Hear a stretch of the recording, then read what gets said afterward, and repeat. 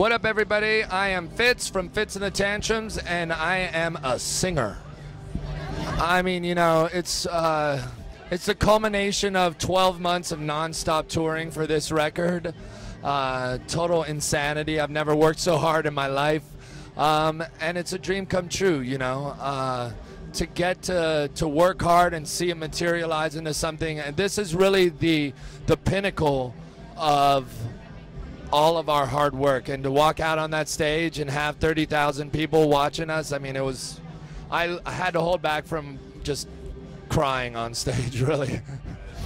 Well, you know, right from the outset of starting to do this live show of the album, we said we didn't want to just play it verbatim. You know, we take moments. There's a 12-bar Barry sax breakdown, there's a Farfisa solo, so every night has a uniqueness and a sort of chaos to it, so that always, you know, you never know who's going to kind of raise the bar that night and take the song to that next level. And there's some nights that, you know, one of the guys is just going so off on their instrument that I'm like laughing out of sheer giddiness at what's going down. And, you know, for us, we've built a reputation for putting on a great high-energy live show. We want the audience to be the seventh member of our show, and give them permission to have fun and to dance, you know. And if they don't, Noel will literally call them out on stage. It's, you know, each song has its own sort of life to it. You know, some songs, it's me late at night. I'm a keyboard and piano player, so that's where I always start, is like with the beat and the piano. And then there's other songs like Picking Up the Pieces, which is the title track of our album, where I had this amazing song with a great chorus and no verse, and I was stumped. And for months I was trying to figure it out, brought Noelle in, and in 30 seconds she wrote the verse, and I was just looking at her like, I want to kill you, because you just came up with this amazing part. Tighter, the closing track on the album, it was me and the guys sitting in the studio tracking, and somebody played this little riff, and I said, hold everything, and we just sat there and grinded out a song, and that turned out to be one of our favorite tracks on the album, called Tighter.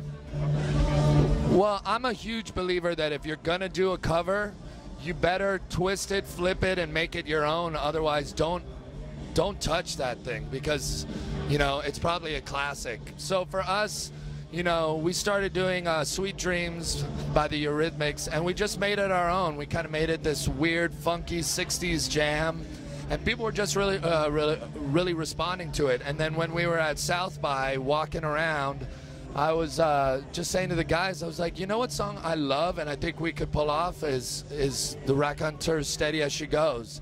And for us, that's such a guitar band and such a guitar song, and we have no guitars in our band. And it was like, can we make that song our own and make it vibrant without guitars? And we've been playing it for like 2 months now, and it's just been getting this ridiculous response. Well, we are still touring like crazy, because every day this band keeps getting bigger and bigger. So we're still working this record. We're going to Europe for festivals. We just got back from Australia, and then we're doing a big fall tour. But we're so creative as a unit that every time at sound checks we're trying to write little ideas, somebody breaks out their phone in the recorder, so we've got like 100 little ideas or melodies or parts or whole songs. We've included a couple new ones in there, but hopefully we're gonna get time to lock ourselves in a dark room and just crank out some new songs. We're so hungry to get in there and be creative, because we've been together for 2.5 years, and we just have grown so much as a band that we just feel like we're just touching on the tip of the iceberg. Well, you know, for us, a big part of our story has been that we've been able to press up vinyl. We worked really hard on the artwork for this album, and there's nothing better than seeing it in its full glory of vinyl. You know, we did 180-gram thick vinyl, because usually on iTunes you're looking at your artwork the size of a postage stamp. We were so happy with it. We took that concept and we made it into our first video for Money Grabber, the first single off the record, and just basically told the director, make that album artwork come alive.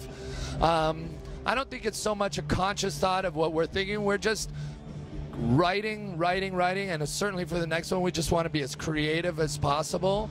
And then hopefully with a little hindsight, we'll know what that intuitive vision or direction we were trying to achieve with the next record is. Well, when we started, no one would give us the time of day or pay any attention to us or give us a dime, but we had a will and a drive and a passion. We made this record in my living room with no money, and we busted our butts touring, playing, garnering 5 fans at a time, 10 at a time, 100, 1,000, and we just kept building our reputation for putting on a great live show, and little by little that thing grew and grew and grew. But you have to work harder than ever to get people to notice you, because there's so much good music out there that you better be doing everything you possibly can. You know, we go out after every single show for 3 years now and do a signing. We meet and greet every fan. We take pictures. We just do everything. We do all of our own social media, anything and everything you can to build that relationship with fans. And you know what? It has really paid off, because word of mouth has been the #1 reason for our success.